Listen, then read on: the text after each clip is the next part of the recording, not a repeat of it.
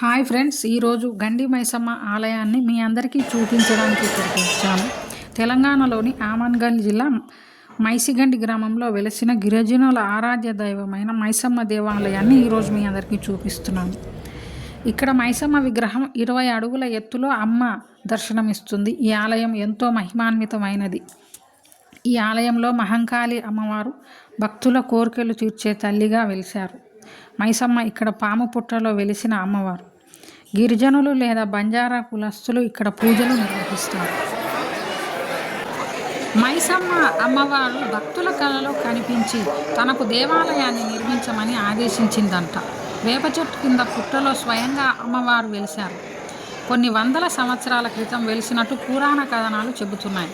చుట్టుప్రక్కల గ్రామ ప్రజలు ఆరాధ్య దేవతగా అమ్మవారు ఇక్కడ వెలిశారు. ఈ ఆలయంలో కాళీదేవిగా అమ్మవారు పూజలు అనుకుంటున్నారు.